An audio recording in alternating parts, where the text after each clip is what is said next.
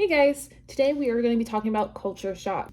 The things we're going to be talking about with culture shock are what it is, what are the different phases of culture shock, how to identify it in young students, and what teachers can do to better help students that are going through culture shock. With that being said, let's get in the video. Okay, so what is culture shock? Culture shock is when you have the psychological disorientation of a different lifestyle or a set of attitudes that most people experience when they move to a new area, a new culture for an extended period of time. There's lots of different symptoms when it comes to culture shock. Some of the symptoms are being homesick, um, feeling isolated, sadness, maybe even depression, anger towards people and getting frustrated, having a hard time focusing, and ability to complete tasks, and feeling lots of anxiety. These are just some of the symptoms of culture shock. There are a lot of symptoms of culture shocks, but these are some of the main symptoms. Okay, so we are going to go over 4 phases of culture shock. Some places will say there's more than 4, but we're going to go over the 4 main ones in this video. The first one is the honeymoon phase. This is the first phase of culture shock.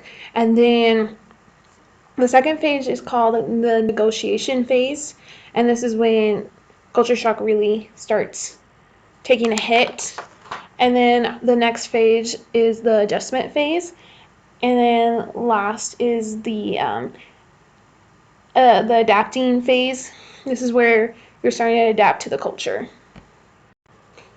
So in the honeymoon phase, this is where you're confident, you're open-minded, you're wanting to try new things, try new experiences, have new food. You're pretty excited to be in this new culture, and you're just trying to do all new things and experience as much as you can.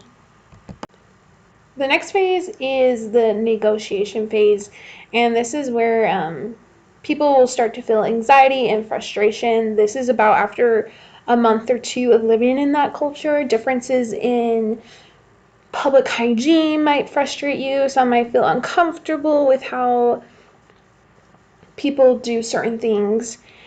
Physical changes in how with bacteria levels might be hard for you, so you might be getting sick more because of the culture you're in, and you might start feel pretty lonely at this phase. So the next phase is the adjustment phase. This is where you are starting to adjust to the culture you are in. This can take about 6 to 12 months, and it's when you start to cope and you start to create support systems of where you are living, and you're just learning to adjust and become more comfortable with the difference in culture of where you are. And for the last phase, for adaptation, this is when you fully participate in the culture and you are thriving. You have your support system, you are happy with the culture you are in, and the timeline for this can be different for everybody. This could take you a few years, or it could take a shorter period of time. But once you hit this phase, this is where you feel like that you're a part of the culture, and you're comfortable, and you're living your best life. Okay, now we're going to talk about how can we identify signs of culture shock for children. We talked about signs and symptoms for adults, but we're going to specifically talk about children and what some of their symptoms could be. Being ill, being sick is a sign. Appear to not be focusing, seems like there's not really much going on.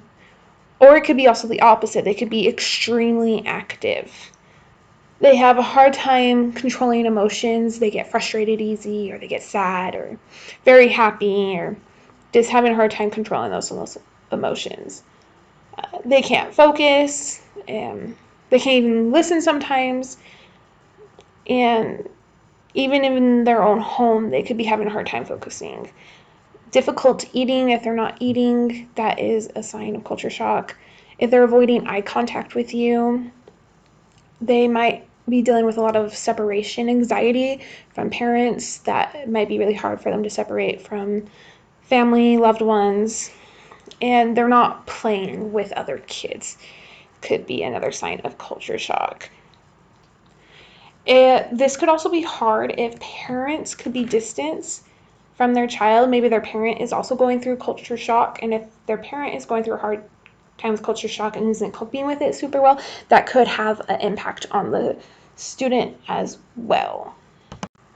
We are now going to talk about 3 different ways educators can help students that are dealing with culture shock. And one of the big ways we as educators can help students is by helping them create social supports. If they feel like they belong and are comfortable, that will help them a lot more to adjusting to the culture. And ways you can do this is giving them opportunities to talk to their peers and trying to find ways that they can relate to their peers. You can do this by making sure in an open exercise or something to have the student turn to a neighbor, all the students turning to a neighbor and sharing something about themselves or just anything to help them get to know each other. You can, if you have a new student that's from a different culture, you can play a get to know you game, help them feel comfortable getting to know the other students in the class, and just really making sure the class feels inclusive. Another way you can help students that are dealing with culture shock is just by using their correct name. Some names from different cultures that you as the educator might not be familiar with, it might be hard for you to pronounce their name, but it can be very beneficial and helpful for a student if you call them by their correct name. It helps them feel more included in their culture and can really help them through this hard, challenging time, because that's what they identify as, and that's part of their identity. And just by calling them by their right name can help them feel like they still have their identity and help them feel more included and inclusive in the class. And I have a hard time pronouncing her names myself. That's something I struggle with. And one thing I do when I have a hard time pronouncing any word in general is YouTube has a lot of different, there's lots of videos that teach you how to pronounce names. So just look up the word, or name. YouTube has a lot of different names, how to pronounce this name. Or you could even ask the student, how do you pronounce your name? And just practice it when you have a minute and just really try and put forth the effort in learning the student's name. And the third thing you can do that can really help students going through culture shock is using phrases from their culture. Obviously you can't hurry and learn another language, but even just trying to use small phrases in their language, it doesn't take that much time to learn a few phrases. And even just putting some phrases around your classroom, or just creating a list of phrases from where they're from, if they're speaking a different language. Or some people might be experiencing culture shock just from a different state.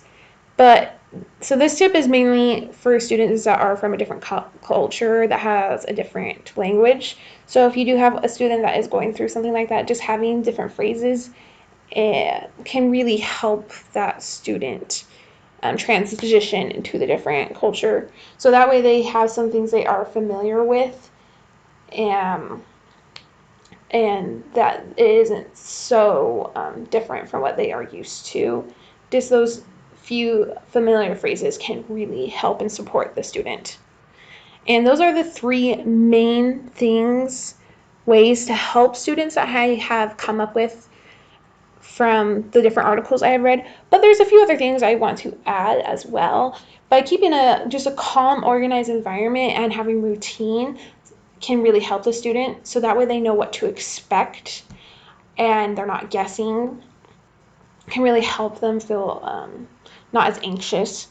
And another way is just if they're having a hard time, if they're getting frustrated, just giving them a break. And also helping the student find their strengths.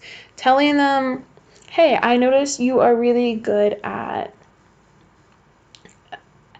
math, or just finding what they are good at and being like, hey, thank you for paying attention, and just really focusing on those strengths. Using a positive reinforcement can help the student. Alrighty, and that's everything I have on culture shock today and how educators can help students recognize culture shock and how they can support their students. I will have the articles and where I got my information from down in the description if you want to check those out and do your own research and learn more about culture shock. Other than that, have a great day and thanks for listening.